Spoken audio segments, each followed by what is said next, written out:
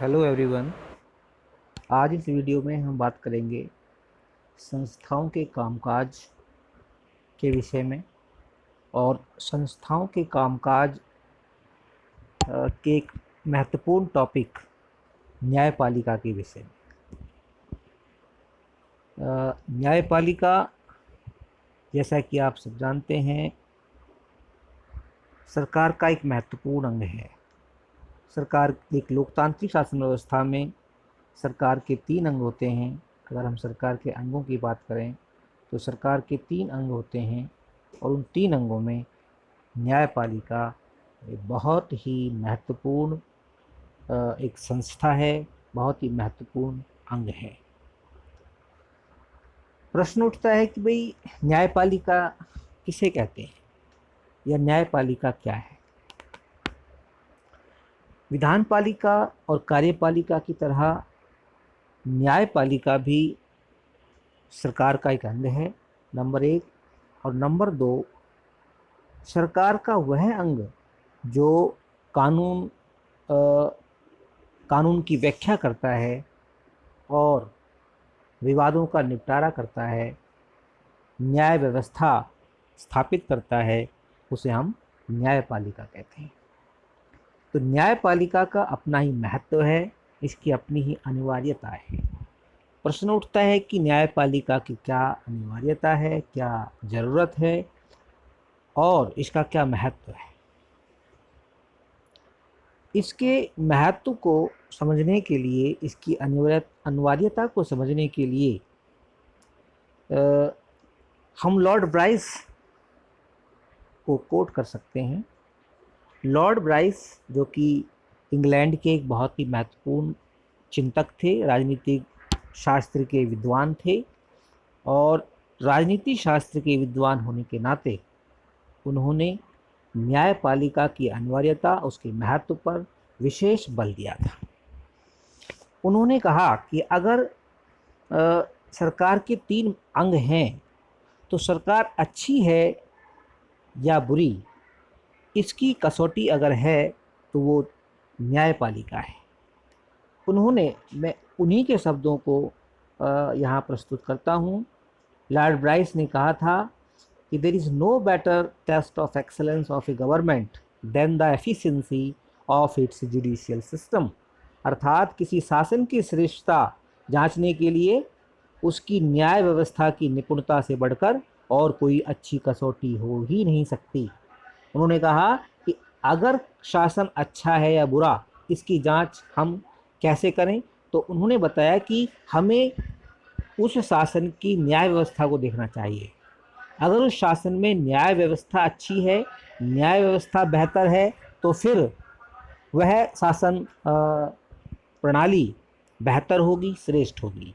तो उन्होंने एक श्रेष्ठ शासन प्रणाली के लिए श्रेष्ठ न्यायपालिका के अस्तित्व को महत्वपूर्ण माना है और उन्होंने इसे एक महत्वपूर्ण कसौटी माना है कि श्रेष्ठ शासन वही हो सकता है जिसकी न्याय व्यवस्था श्रेष्ठ हो, जिसकी न्याय प्रणाली अच्छी हो। मतलब सब लोगों को न्याय मिले, किसी के साथ भेदभाव ना हो, किसी के साथ पक्षपात ना हो। अगर शासन इस तरह का है तो समझ लीजिए कि वो बेहतर शासन है, वह श्रेष्ठ शासन है।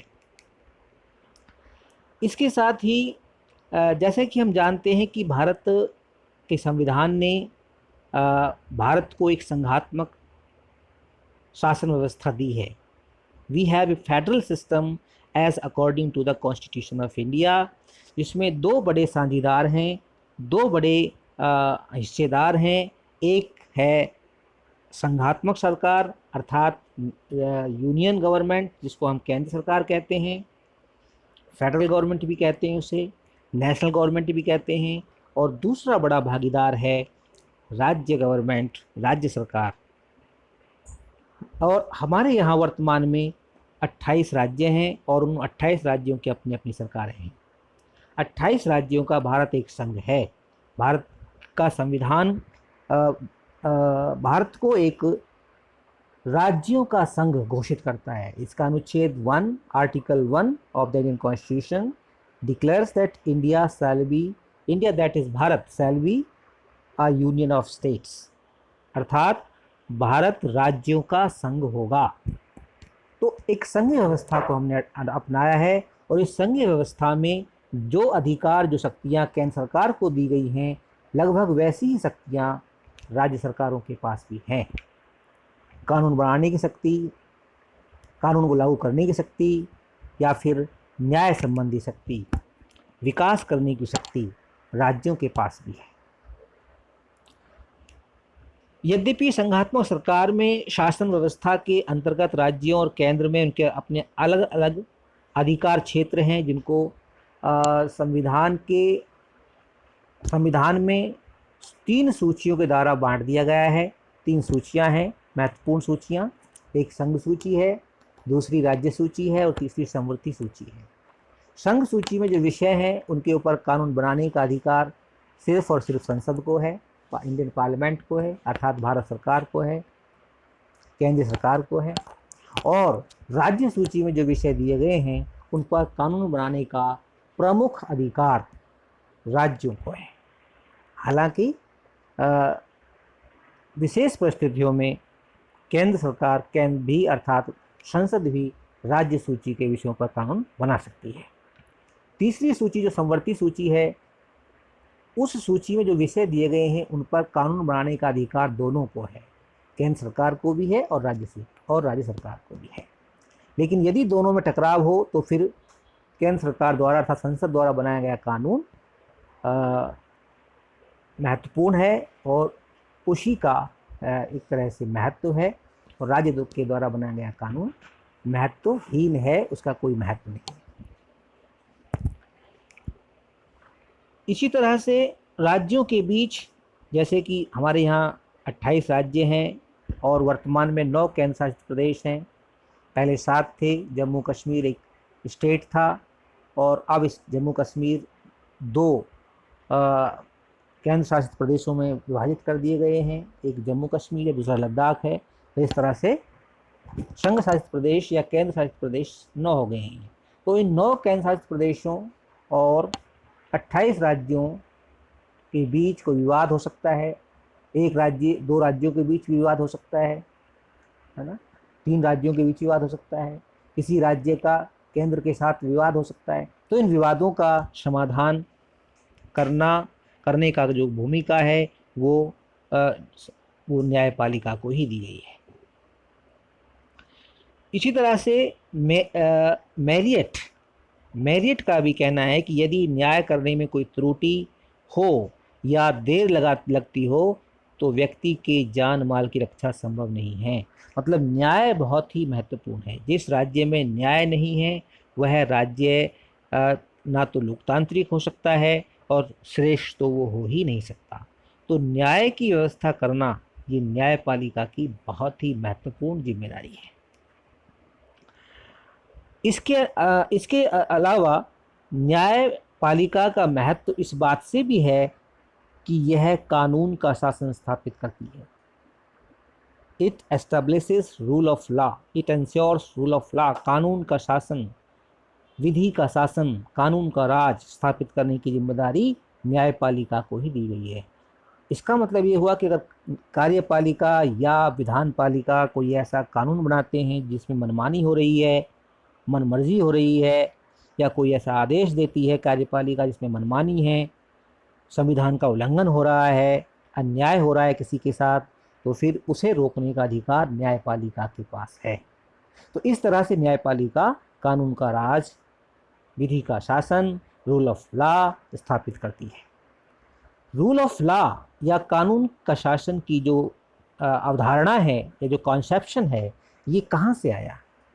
तो ये रूल ऑफ लॉ का जो कॉन्सेप्शन है, it was propounded by AV Dicey.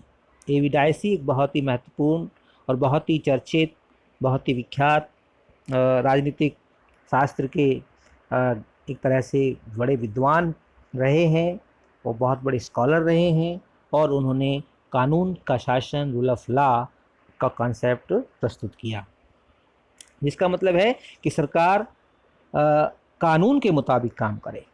जो कानून है उसका पालन होना चाहिए, किसी व्यक्ति की मनमानी नहीं होनी चाहिए, किसी अधिकारी या पदाधिकारी, चाहे वो शासन या प्रशासन में किसी भी पद पर बैठा हुआ है, व्यक्ति का शासन नहीं होगा बल्कि कानून का शासन होगा। जो कानून कहता है उसी के अनुसार शासन चलना चाहिए, ऐसा एवी डायसी का मानना था।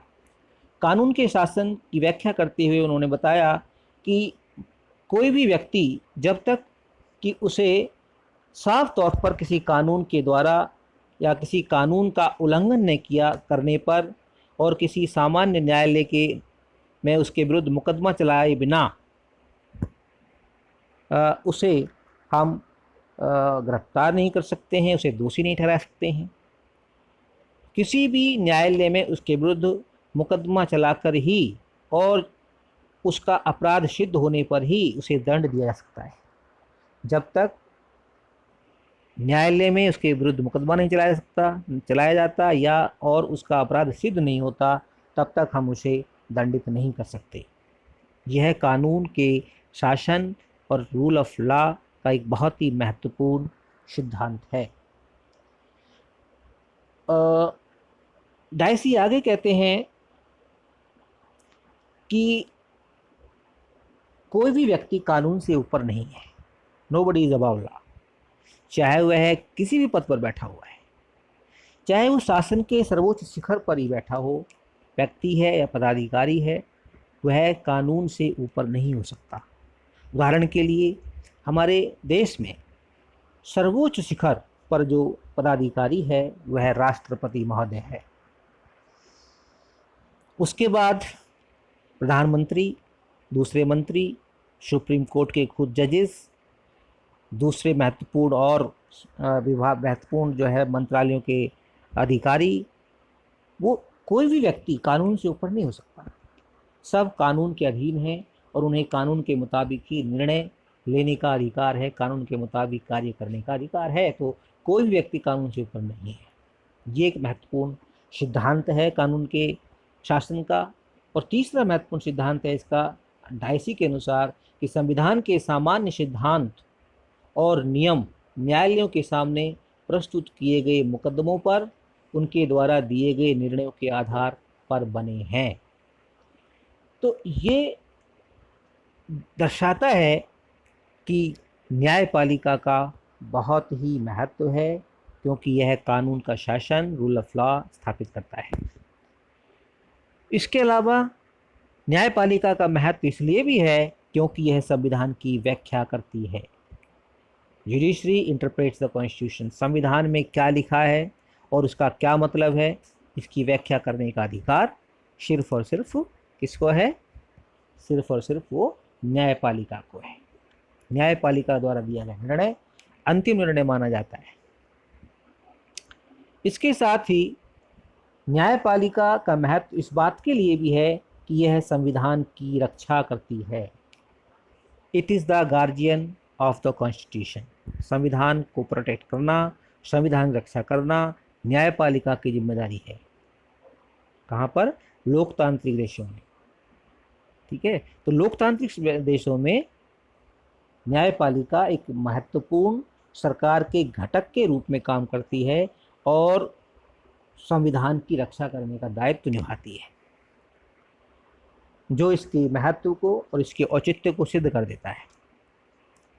तीसरा महत्वपूर्ण इसका जो महत्व है इस बात के लिए है कि न्यायपालिका मौलिक अधिकारों की रक्षा करती है। एक लोकतांत्रिक शासन व्यवस्था अपने नागरिकों को कुछ अधिकार देती है और वो मूलभूत अधिकार होते हैं जो संविधान में जिनका वर्णन किया गया होता है। तो उन मौलिक अधिकारों की रक्षा करने का काम न्यायपालिका करती है। ठीक है। चौथा, संघीय व्यवस्था के लिए भी न्यायपालिका जरूरी है। संघीय व्यवस्था ठीक से काम करे। संघीय व्यवस्था में कोई विवाद उत्पन्न हो जाता है, राज्यों के बीच में आपस में टकराव उत्पन्न हो जाता है, किसी राज्य अथवा केंद्र के बीच में कोई टकराव या विवाद उत्पन्न होता है तो उसका समाधान करने का काम करने के लिए कोई संस्था होनी चाहिए और वो संस्था है न्यायपालिका, जो विवादों का निपटारा करती है। तो इस तरह से न्यायपालिका एक बहुत ही महत्वपूर्ण संस्था है, एक बहुत ही महत्वपूर्ण सरकार का अंग है। अब हम भारत के संदर्भ में न्यायपालिका की व्याख्या करेंगे कि भारत में न्यायपालिका या न्याय प्रणाली किस तरह से है और क्या कैसे ही कार्य करती है। ठीक है, तो भारत की न्यायपालिका के शीर्ष पर भारत का सर्वोच्च न्यायालय है। भारत का सर्वोच्च न्यायालय भारत की न्यायपालिका के शीर्ष पर है। हमारे यहाँ पर जो न्यायिक व्यवस्था है उसमें सबसे सर्वोच्च शिखर पर सुप्रीम कोर्ट आता है, उसके बाद हाई कोर्ट आते हैं, देन डिस्ट्रिक्ट कोर्ट और सबसे नीचे सबऑर्डिनेट कोर्ट।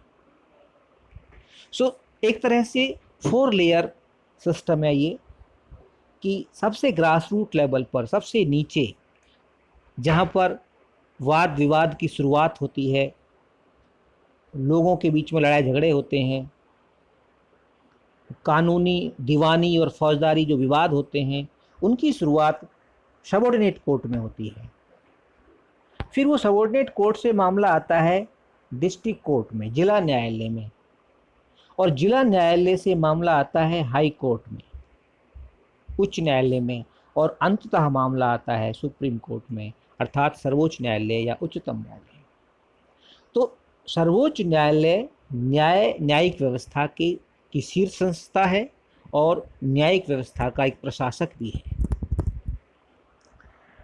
जितना भी देश के अंदर न्यायिक प्रणाली कार्य कर रही है उसमें सर्वोच्च न्यायालय का सर्वश्रेष्ठ स्थान है, सबसे ऊपर है।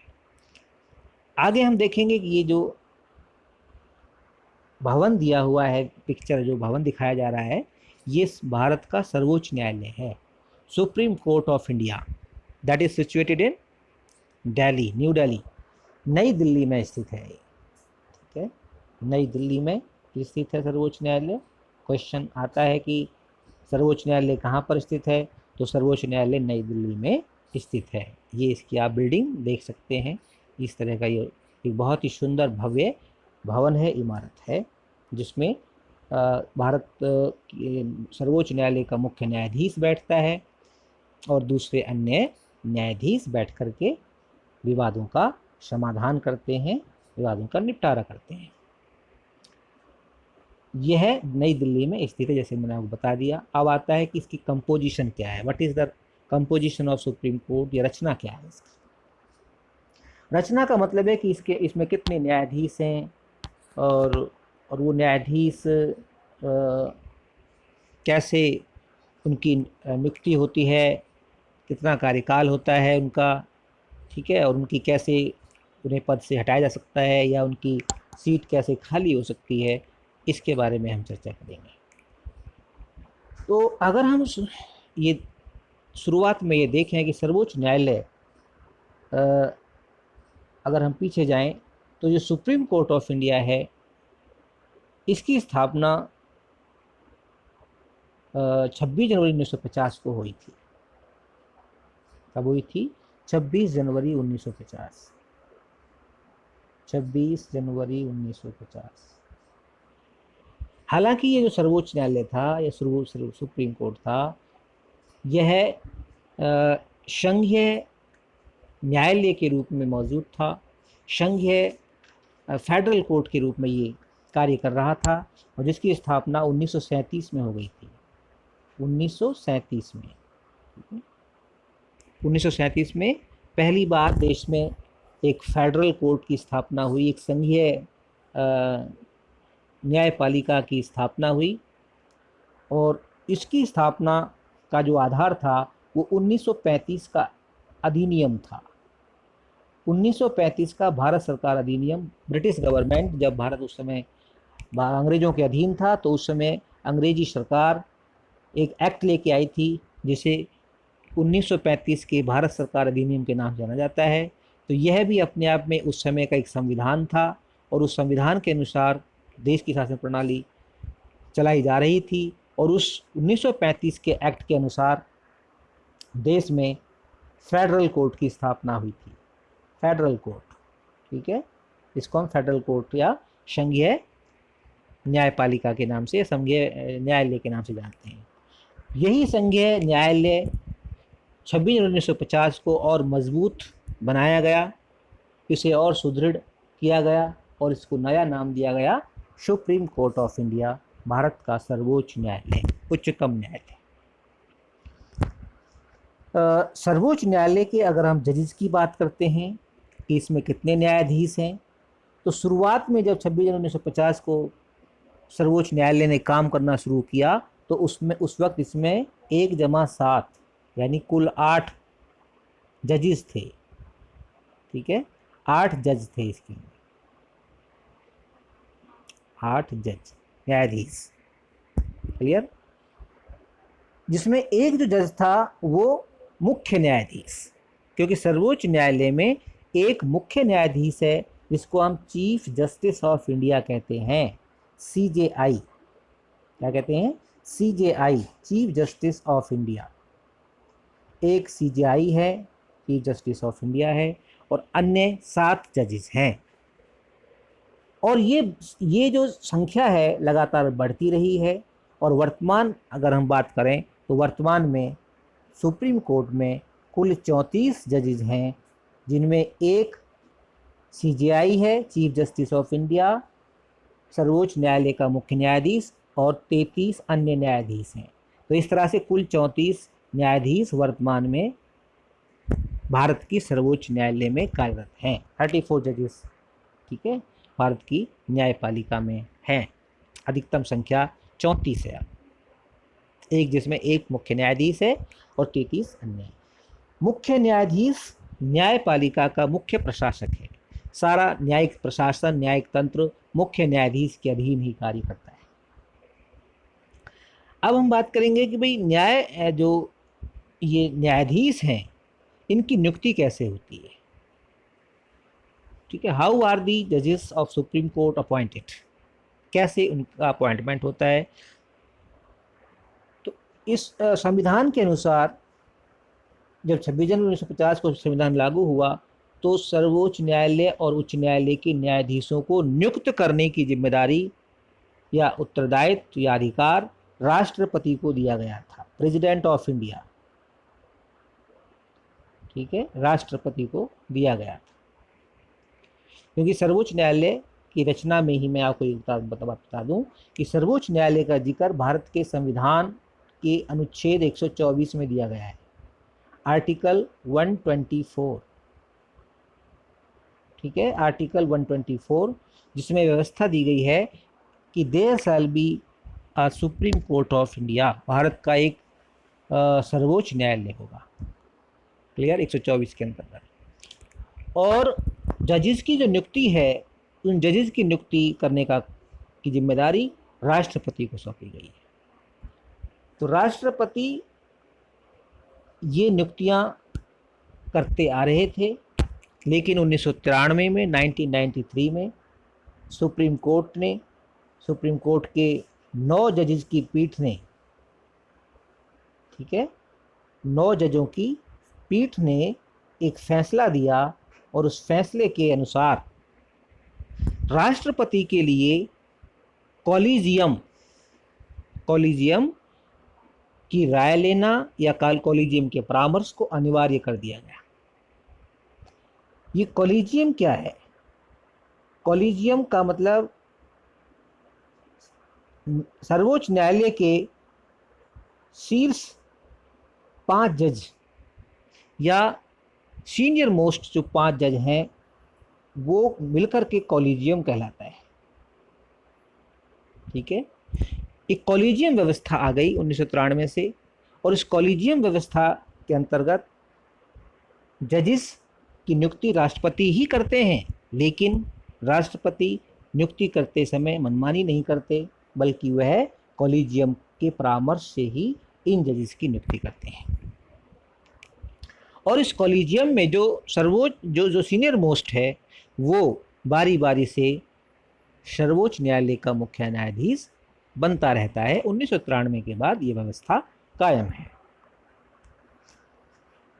जैसे ही जब भी कहीं कोई मान लीजिए अगर सर्वोच्च न्यायालय में कोई दूसरा कोई जज की पद रिक्त हो गया है तो उसको भरने के लिए कॉलेजियम सिफारिश करती है, और उस कॉलेजियम की सिफारिश पर राष्ट्रपति महोदय उस स्थान पर जज की नियुक्ति करते हैं। उच्च न्यायालयों के मामले में यही है कि अगर किसी उच्च न्यायालय में किसी जज की नियुक्ति करनी है तो उसमें भी राष्ट्रपति महोदय कॉलेजियम के अनुसार ही उस हाई कोर्ट में जज की नियुक्ति करते हैं। लेकिन साथ साथ में जो कॉलेजियम कह सकते हैं या फिर उस उच्च न्यायालय के मुख्य न्यायाधीश की सलाह भी लेना अनिवार्य है। इसके साथ ही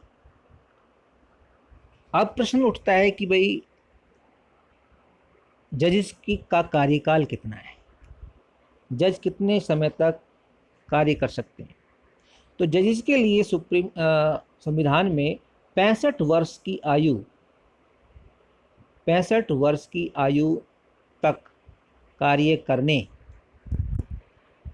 के लिए अधिकृत किया गया है कि कोई भी जज, सुप्रीम कोर्ट का कोई भी जज 65 वर्ष की आयु पूरी करने तक सर्वोच्च न्यायालय में न्यायाधीश रह सकता है। और जैसे ही 65 वर्ष की आयु पूरी होती है तो वह अपने इस पद से सेवानिवृत्त या रिटायर हो जाते हैं। यह व्यवस्था है। तो 65 ईयर्स की व्यवस्था है।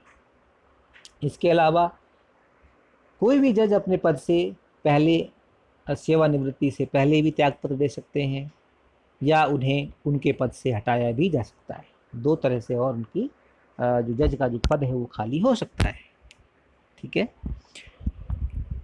लेकिन हटाने की जो प्रक्रिया है वह बहुत मुश्किल है, मतलब आसान नहीं है।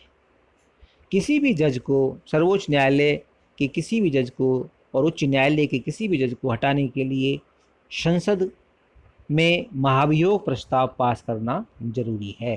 तो जो प्रक्रिया राष्ट्रपति के लिए है महाभियोग, वही जो है व्यवस्था सर्वोच्च न्यायालय और उच्च न्यायालय के न्यायाधीशों के लिए है। महाभियोग के द्वारा ही जजेस को अपने पद से हटाया जा सकता है। और यह एक बहुत ही कठिन प्रक्रिया है, क्योंकि इस प्रक्रिया के अंतर्गत जज के ऊपर आरोप लगाए जाते हैं, एक चार्जशीट बनाई जाती है और वो चार्जशीट संसद के सामने प्रस्तुत होती है और उस चार्जशीट के ऊपर, उस आरोप पत्र पर चर्चा होती है। संसद के दोनों सदनों में अलग अलग चर्चा होती है और जो उस वक्त सीटिंग, प्रेजेंट एंड वोटिंग जो मेंबर्स हैं, जो उस वक्त उस हाउस के अंदर, अगर लोकसभा में चर्चा हो रही है तो लोकसभा के अंदर जो उपस्थित सदस्य हैं उनका 2/3 बहुमत होना जरूरी है। अगर वहाँ से वो प्रस्ताव पास हो जाता है, ये महाभियोग प्रस्ताव पास हो जाता है, तो फिर ये दूसरे सदन में जाता है और वहाँ भी 2/3 बहुमत होना अनिवार्य है। तो यह बहुत ही कठिन प्रक्रिया है। इसका अवसर अगर हम इतिहास में बात करें तो एक बार ही ऐसा समय आया है जब किसी सर्वोच्च न्यायालय के न्यायाधीश के विरुद्ध कोई महाभियोग का प्रस्ताव पेश किया गया हो, प्रयास किया गया हो, लेकिन वो प्रयास सफल नहीं हुआ, असफल ही हुआ। ठीक है। 1991 की ये बात है, 91-92 की, जब एक न्यायाधीश के विरुद्ध यह प्रस्ताव आया था और न्यायाधीश का नाम था न्यायमूर्ति वी रामास्वामी। ठीक है। जो कि पंजाब और उच्च न्यायालय के मुख्य न्यायाधीश के रूप में उस वक्त काम कर रहे थे और उनके ऊपर मुख्य न्यायाधीश के रूप में वित्तीय अनियमितताओं का एक तरह से यानी कि भ्रष्टाचार के केसेस उनके ऊपर आरोप उनके ऊपर लगे थे।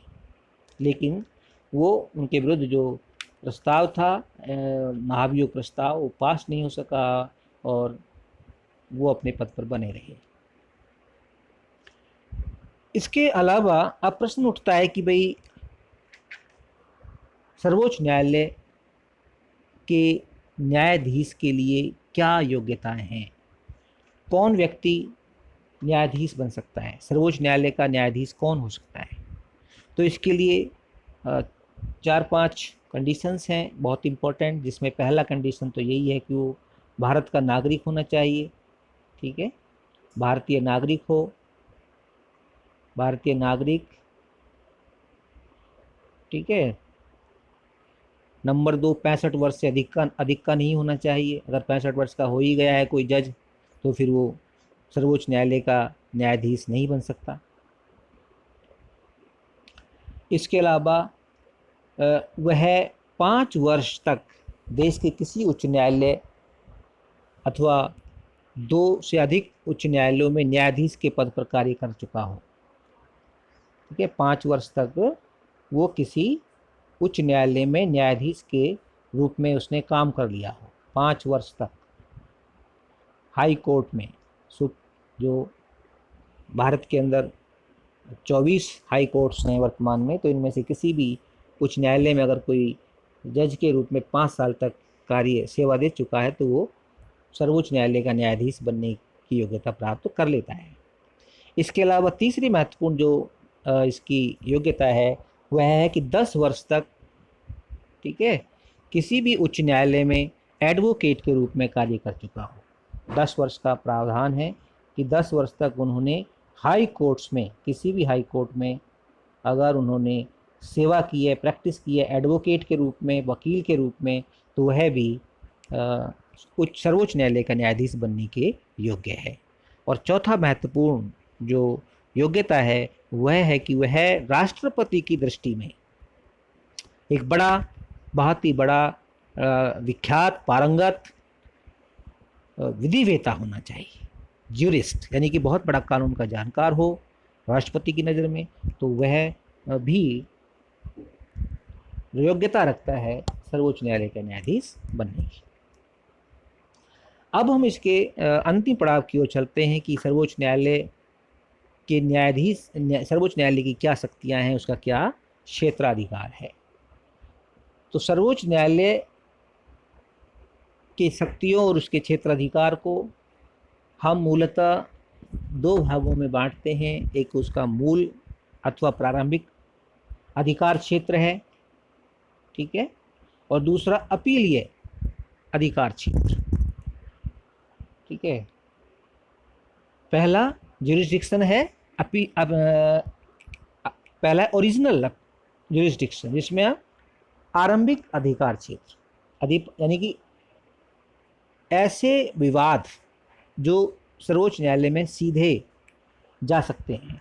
हालांकि सर्वोच्च न्यायालय में कोई विवाद सीधे नहीं आता है, वो एक लंबी प्रक्रिया है, डिस्ट्रिक्ट कोर्ट से हाई कोर्ट, हाई कोर्ट से फिर सुप्रीम कोर्ट। लेकिन कुछ ऐसे मामले हैं, कुछ ऐसे विवाद हैं जो सर्वोच्च न्यायालय के सामने सीधे ही प्रस्तुत किए जा सकते हैं। और ये हैं विवाद कौन से हैं? नंबर 1, मान लीजिए कि किसी राज्य के बीच में, 2 राज्यों के बीच में या 2 से अधिक राज्यों के बीच में कोई विवाद हो गया है, तो वह मामला सर्वोच्च न्यायालय के सामने आएगा। उसका ज्यूरिसडिक्शन ही सुप्रीम कोर्ट है। सुप्रीम कोर्ट के अंदर ही उन विवादों का समाधान हो, कि हाई कोर्ट उन विवादों का समाधान नहीं कर सकता, क्योंकि राज्यों के बीच में लड़ाई है।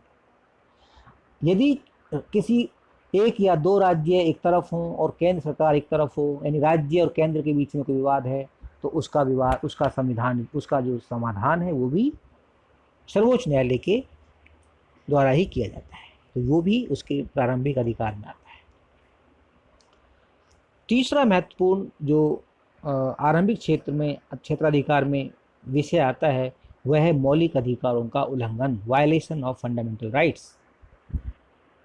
वायलेशन ऑफ फंडामेंटल राइट्स, मौलिक अधिकारों का उल्लंघन। ये अनुच्छेद 32 आर्टिकल 32 में ये व्यवस्था है कि यदि किसी भारतीय नागरिक का मौलिक अधिकार छीना जाता है, कि उसका कोई हनन हो रहा है राज्य के द्वारा, राज्य किसी एजेंसी द्वारा या किसी व्यक्ति द्वारा, तो ऐसे मामले में वह पीड़ित व्यक्ति या उसके वकील या उसके रिश्तेदार सीधे ही सर्वोच्च न्यायालय के सामने जा सकते हैं और अपनी गुहार, अपनी वेदना वहाँ दे सकते हैं। तो मौलिक अधिकारों का मामला भी सर्वोच्च न्यायालय में जा सकता है। हालांकि हाई कोर्ट में भी ये मामला आर्टिकल 226 के अंतर्गत जा सकता है, लेकिन हाई कोर्ट कोई ना जाए, सीधा ही सुप्रीम कोर्ट में आना चाहे तो आ सकता है। उसके लिए आर्टिकल 32 दरवाजे खोल देता है। चौथा और महत्वपूर्ण जो आरंभिक क्षेत्र अधिकार क्षेत्र का विषय है वह है राष्ट्रपति और उपराष्ट्रपति के चुनाव से संबंधित विवाद। राष्ट्रपति के चुनाव या उपराष्ट्रपति के चुनाव के संबंध में कोई विवाद है, कोई डिस्प्यूट है, तो उसका समाधान भी सुप्रीम कोर्ट के सम्मुख के द्वारा ही किया जाता है। इसके अलावा इसका दूसरा जो अधिकार क्षेत्र है वह है अपीलीय अधिकार क्षेत्र। अपील के अधिकार का क्षेत्र का मतलब है कि अपील के द्वारा मामले सर्वोच्च न्यायालय के सम्मुख आते हैं। मामला डिस्ट्रिक्ट कोर्ट में शुरू हुआ या फिर नीचे सबऑर्डिनेट कोर्ट में शुरू हुआ, फिर वो डिस्ट्रिक्ट कोर्ट में गया, डिस्ट्रिक्ट कोर्ट में, और डिस्ट्रिक्ट कोर्ट से वो हाई कोर्ट में जाता है, और हाई कोर्ट में अगर कोई व्यक्ति हार जाता है तो वो अपनी अंतिम जो फरियाद है वह अपील करता है, याचना करता है सर्वोच्च न्यायालय के सम्मुख। तो ये होता है अपीलीय क्षेत्राधिकार, यानी कि ऐसे मामले जो अपील के माध्यम से सर्वोच्च न्यायालय तक पहुंचते हैं वो इसके अपीलीय अधिकार क्षेत्र में आते हैं। तो हर तरह के दीवानी और फौजदारी मुकदमे जो हैं जो सर्वोच्च न्यायालय के अपीलीय अधिकार क्षेत्र में आते हैं। इसके अलावा परामर्शदात्री अधिकार क्षेत्र, सर्वोच्च न्यायालय का एक परामर्शदात्री अर्थात परामर्श देने का भी उसका एक कार्य है। अर्थात राष्ट्रपति द्वारा किसी भी कानूनी विषय पर सर्वोच्च न्यायालय से सलाह ली जा सकती है, परामर्श लिया जा सकता है, और सर्वोच्च न्यायालय को वह परामर्श देना होता है। सर्वोच्च न्यायालय उस परामर्श देने से मना नहीं कर सकता। हालांकि राष्ट्रपति के पास ये अधिकार है कि वो उस परामर्श से सहमत हों या ना हों, उस परामर्श को माने या ना माने। तो परामर्श देने का काम भी, कानूनी विषय पर परामर्श देने का काम सर्वोच्च न्यायालय करता है। तीसरा, जिसका चौथा महत्वपूर्ण जो कार्य है सर्वोच्च न्यायालय का, वह है संविधान की व्याख्या करना। बहुत सारे ऐसे विषय मामले होते हैं जैसे कि अभी धारा 370 जो कि अभी संसद के द्वारा जिसको संविधान से उसके कुछ उपबंधों को, 2 उपबंधों को हटाया गया है, तो वो एक विवाद हो गया और अब मामला संविधान के सामने अभी भी प्रस्तुत है वो, और उसमें कुछ लोगों का मानना है कि गलत किया गया है। संविधान में ऐसा संविधान में इस तरह की जो एक प्रक्रिया है, किसी भी संशोधन करने की एक प्रक्रिया है और उस प्रक्रिया का सही तरह से पालन नहीं किया गया है, तो एक विवाद हो गया है। अब उस विवाद का समाधान सर्वोच्च न्यायालय ही करेगा। वो प्रक्रिया सही है या गलत है, क्या संसद ने क्या केंद्र सरकार ने, भारत सरकार ने वो जो कार्य किया है वो ठीक था या गलत, इसका अधिकार सर्वोच्च न्यायालय ही करेगा। जैसे कहते हैं संविधान की व्याख्या कार्य, किसी भी आर्टिकल, अनुच्छेद का कोई मतलब समझ में नहीं आ रहा है तो उस मतलब को समझाने का काम सर्वोच्च न्यायालय करता है। संविधान रक्षा करना, ये इसका बहुत ही महत्वपूर्ण कार्य है। सबसे महत्वपूर्ण कार्य है संविधान की रक्षा करना, क्योंकि संविधान ही सभी को अधिकार देता है, मौलिक अधिकार देता है, नागरिकों को, राज्यों को शक्तियाँ और अधिकार देता है। और यदि कोई व्यक्ति या संस्था और या फिर केंद्र सरकार किसी के अधिकारों को छीनने की कोशिश करता है, ठीक है, या फिर संविधान के साथ खिलवाड़ करने की कोशिश करता है, संविधान की तरह से का उल्लंघन करता है, तो फिर उस कार्य को रोकने का अधिकार सुप्रीम कोर्ट के पास है। तो सर्वोच्च न्यायालय संसद अथवा कार्यपालिका के किसी भी ऐसे कार्य या किसी भी ऐसे कानून या आदेश को निरस्त कर सकता है जो संविधान की मूल भावना के अनुरूप नहीं है, जो संविधान के का उल्लंघन करता है। तो संविधान को बचाने का काम सर्वोच्च न्यायालय करता है, और इसका अंतिम जो कार्य है वह है अभिलेख न्यायालय। अभिलेख न्यायालय का मतलब है कि रिकॉर्ड के न्यायालय के रूप में काम करता है। It performs as a record court, यानी कि जो भी निर्णय सर्वोच्च न्यायालय द्वारा सुनाए जाते हैं उनका एक रिकॉर्ड के रूप में, अभिलेख के रूप में उन्हें रखा जाता है। और जब भी कभी कोई भविष्य में फिर ऐसे ही मामले आते हैं और तो फिर उन पुराने निर्णयों को देखा जाता है और उन पुराने निर्णयों के अनुसार ही उस मामले का निपटारा किया जाता है। तो एक अभिलेख के रूप में, एक अभिलेख न्यायालय के रूप में भी सर्वोच्च न्यायालय कार्य करता है। तो इस तरह से सर्वोच्च न्यायालय बहुत ही महत्वपूर्ण भूमिका निभाता है। सर्वोच्च न्यायालय का अपना एक महत्व है, और सर्वोच्च न्यायालय की अनुपस्थिति में भारत का लोकतंत्र वास्तव में लोकतंत्र नहीं रह सकता, क्योंकि कार्यपालिका कभी भी कह सकते हैं कि वो मनमानी कर सकती है, और विधान पालिका भी, क्योंकि विधान पालिका में एक पार्टी विशेष का बहुमत होता है, एक दल विशेष का बहुमत होता है, और वो बहुमत के आधार पर मनमानी कर सकती है, मनमाने कानून बना सकती है। तो उस मनमानी को रोकने के लिए उसके ऊपर अंकुश लगाने का काम न्यायपालिका करती है। तो इस तरह से सही मायने में देश में कानून का राज, एक लोकतांत्रिक प्रणाली की रक्षा, संविधान की रक्षा, मौलिक अधिकारों की रक्षा करने का जो दायित्व है ये न्यायपालिका को दिया गया है, सर्वोच्च न्यायालय को दिया गया है। इसलिए न्यायपालिका एक बहुत ही महत्वपूर्ण संस्था के रूप में कार्य करती है, और उसका महत्व और उसका औचित्य और उसकी प्रासंगिकता बहुत ही श्रेष्ठ है, सबसे ऊपर है। और ये कह सकते हैं कि वही सही मायने में लोकतंत्र की, संविधान की प्रहरी है, मौलिक अधिकारों की प्रहरी है, और उसके अभाव में सरकार सही तरह से कार्य नहीं कर सकती। तो सरकार सही तरह से काम करे, इसके लिए सर्वोच्च न्यायालय ही उसके ऊपर अंकुश लगाने का काम करते हैं। इस चैप्टर में कुछ हाई कोर्ट्स के बारे में भी, क्योंकि न्यायपालिका का जो दूसरा महत्वपूर्ण हिस्सा है वो हाई कोर्ट से उच्च न्यायालय हैं, और उच्च न्यायालय राज्यों में होती हैं, ये स्टेट्स में होती हैं। 28 राज्य हैं हमारे यहाँ, लेकिन वर्तमान में 24 उच्च न्यायालय ही हैं। उच्च न्यायालयों की व्यवस्था अनुच्छेद 214 में की गई है। वहाँ लिखा हुआ है कि किसी भी एक राज्य अथवा एक से अधिक राज्यों के लिए एक उच्च न्यायालय होगा। ठीक है, तो वर्तमान में 3 ऐसे न्यायालय हैं जिसमें एक से अधिक राज्य शामिल हैं। जैसे उदाहरण के लिए हरियाणा, पंजाब और हरियाणा हाई कोर्ट है, जो उसमें हरियाणा, पंजाब और चंडीगढ़, इन जो कि एक यूटी है, यूनियन टेरिटरी है, उन तीनों का एक साझा एक उच्च न्यायालय है। इसी तरह से महाराष्ट्र का भी उच्च न्यायालय है, मुंबई उच्च न्यायालय, मुंबई हाई कोर्ट, जिसमें महाराष्ट्र और दूसरे केंद्र शासित प्रदेशों से संबंधित जो विवाद हैं वो आते हैं। इसके साथ ही और एक आसाम से संबंधित हाई कोर्ट है, उसमें भी इस तरह की उच्च न्यायालय है। तो ये जो उच्च न्यायालय हैं ये वर्तमान में इनकी संख्या पूरे देश में 24 ही है, 24 है। ठीक है, और ये राज्यों में काम करते हैं, और ज़्यादातर उच्च न्यायालय राज्यों के राजधानियों में ही हैं, कैपिटल्स में ही हैं, और इनका भी लगभग वही जिम्मेदारी है जो सर्वोच्च न्यायालय की है, लेकिन इनका जो अधिकार क्षेत्र है वो राज्य होता है।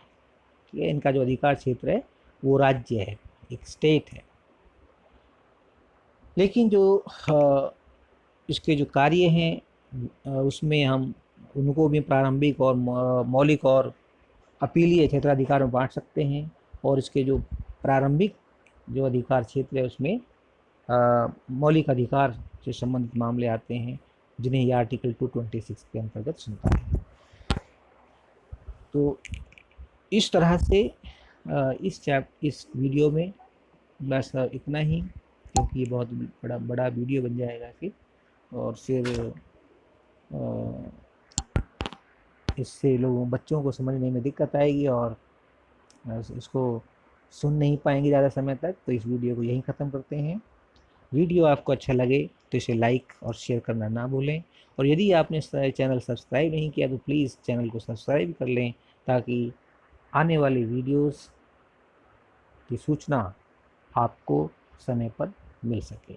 आपका बहुत बहुत धन्यवाद।